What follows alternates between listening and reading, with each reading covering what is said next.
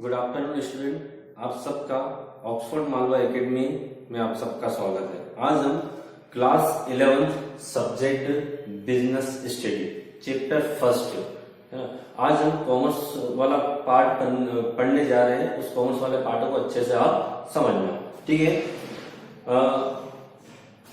Functions of commerce है ना। सबसे पहले कॉमर्स के बारे में समझेंगे। कॉमर्स क्या होता है, इसको हिंदी में वाणिज्य कहा जाता है ना। मतलब वस्तु के प्रोडक्शन से लेकर जो भी फंक्शंस होते हैं और जो वस्तु जब प्रोडक्शन हो जाती है उसके बाद वो जब कस्टमर तक पहुंचती है उसके बीच की समस्त जो क्रियाएं होती है, जो प्रोसेस होती है, उसी को ही वाणिज्य कहा जाता है, उसी को ही कॉमर्स कहा जाता है ना। वस्तु का प्रोडक्शन करना कॉमर्स आता है। उसके लिए रॉ मटेरियल खरीदना, उसकी पैकिंग करना, उसका एडवर्टाइजमेंट करना, इंश्योरेंस करना, उसके अंदर बैंक भी इंक्लूड होता है, एडवर्टाइजमेंट करना। ये सारी चीजें क्या होती है, कॉमर्स के अंदर आती है। ये सारे पार्ट क्या कहलाते हैं, कॉमर्स के अंदर आते हैं। परिवहन करना, क्योंकि जब वस्तु का प्रोडक्शन हो जाता है तो उसे उस प्रोडक्शन वाले स्थान से उस वस्तु को मार्केट में कस्टमर तक पहुंचाने का वर्क परिवहन के द्वारा, ट्रांसपोर्ट के जरिए किया जाता है।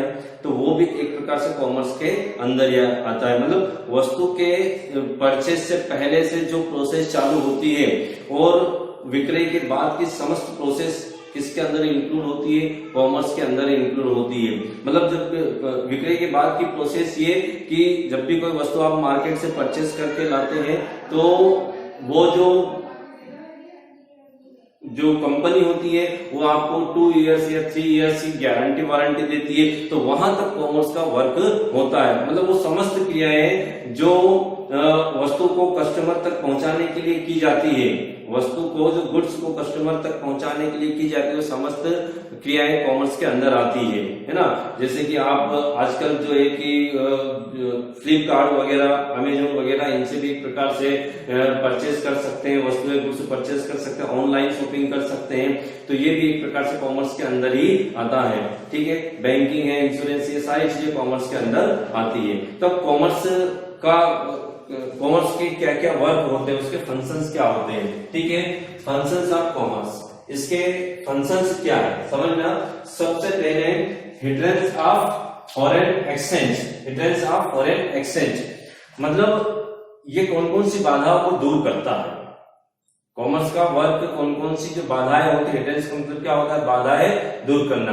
मतलब ये जो है हिंड्रेंस ऑफ फॉरेन एक्सचेंज की बाधा को दूर करता है। कैसे दूर करता है, क्योंकि जब फॉरेन में कोई विदेशों में जब बिजनेस करता है तो वहां से जो है कि पेमेंट लाना जो है कि वो बड़ी रिस्क का काम होता है ना। तो उसके लिए वो बैंक का यूज करता है, बैंक में वहां पे डिपॉजिट कर देता है और अपने यहाँ आकर उसको विड्रॉ कर लेता है, निकाल लेता है। तो बैंक भी एक प्रकार से क्या है, कॉमर्स का एक पार्ट है।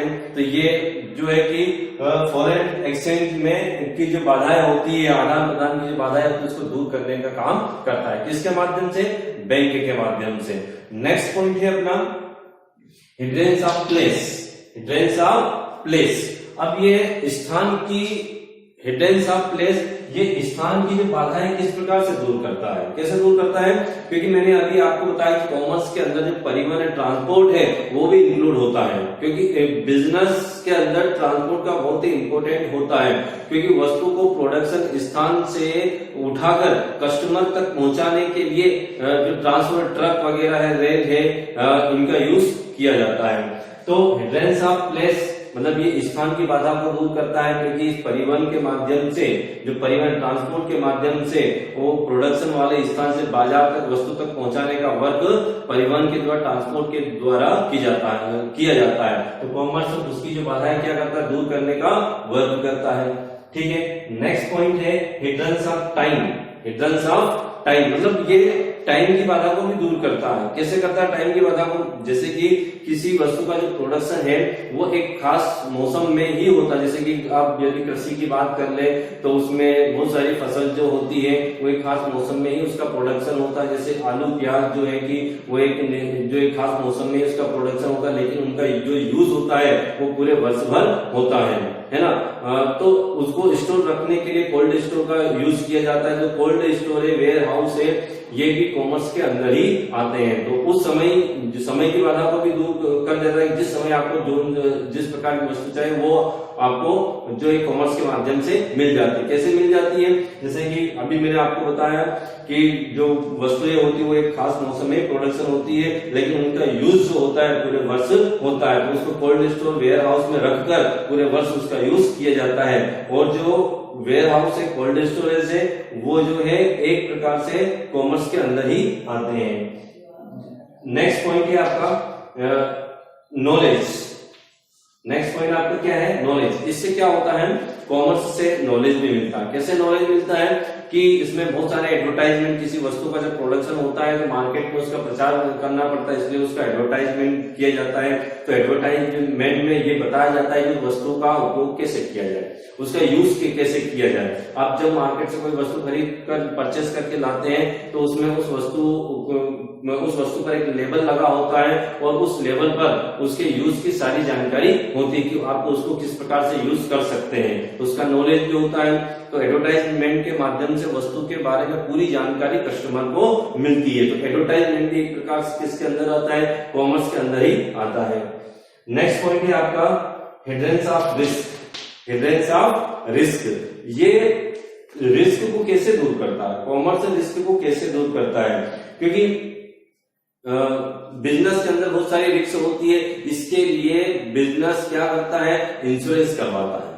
अपने माल का, अपने जो कर्मचारी होते हैं उनका क्या करवाता है? इंश्योरेंस करवाता है। और जब भी कोई समस्या आती है, कोई बाधा उत्पन्न होती है, तो वो इंश्योरेंस के माध्यम से उस बाधा को दूर कर सकते हैं। जैसे कि उसने अपने माल का दुर्घटना बीमा करवाया, अग्नि बीमा करवाया, फायर इंश्योरेंस करवाया, और उसकी शॉप में यदि आग लग जाती है तो जो इंश्योरेंस कंपनी है उसको जो क्षति पहुंची है उस अग्नि से, उस आग से, आग के कारण जो क्षति पहुंची है तो इंश्योरेंस कंपनी उसकी भरपाई करती है। तो ये रिस्क को जो बाधाएं होती, जोखिम की बाधाएं जो होती है उसको भी क्या करता है?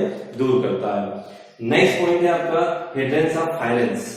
हिड्रेंस ऑफ फाइनेंस मतलब ये फाइनेंस की बाधा को भी दूर करता है। कॉमर्स फाइनेंस की बाधा को दूर कैसे करता है? क्योंकि बैंक इसके अंदर इंक्लूड होती है। बैंक का जो वर्क होता है वो कॉमर्स के अंदर ही आता है। तो ये जो बिजनेस को है लोन प्रोवाइड करवाती है। किस प्रकार जो है कि लोन प्रोवाइड करवाती है और उसको फाइनेंस सुविधाएं देती है ताकि वो अपने बिजनेस का विकास कर सके, ज्यादा से ज्यादा प्रोडक्शन कर सके, ज्यादा से ज्यादा टेक्नोलॉजी लाकर ज्यादा से ज्यादा उसका वस्तु का प्रोडक्शन कर सके।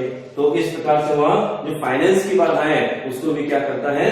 दूर करता है। हिड्रेंस ऑफ फाइनेंस। तो ये आपको लर्न करना है और इनके जो डिटेल है ये आपको बुक के अंदर मिल जाएंगे और डिटेल सहित आपको इसको नोट डाउन भी करना है। ठीक है। नेक्स्ट मैटर है अपना characteristics of trade. Characteristics of trade. Trade की क्या विशेषता है? ट्रेड मतलब व्यापार। ट्रेड मतलब क्या होता है? व्यापार। बिजनेस की क्या विशेषता है? सॉरी, व्यापार की क्या विशेषता है? अब ट्रेड क्या होता है? मतलब जहां पर वस्तु का परचेस और सेल्स होता है, वस्तु को परचेस करना और सेल्स करना, उसे ट्रेड कहा जाता है।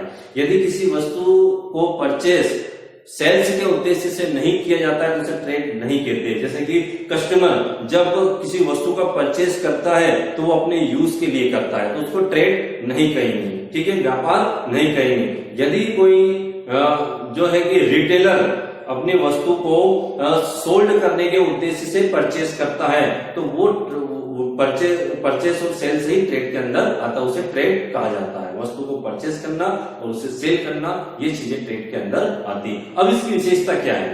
व्यापार की विशेषता क्या है? अब बिजनेस तो जो ट्रेड है उसके बारे में आप जान ही चुके हैं। और जो मार्केट में कई प्रकार की दुकानें होती, किराने की दुकान होती, कपड़े की दुकान होती, इलेक्ट्रॉनिक दुकान होती है, बहुत सारे ट्रेड, बहुत सारे व्यापार होते हैं बिजनेस के अंदर।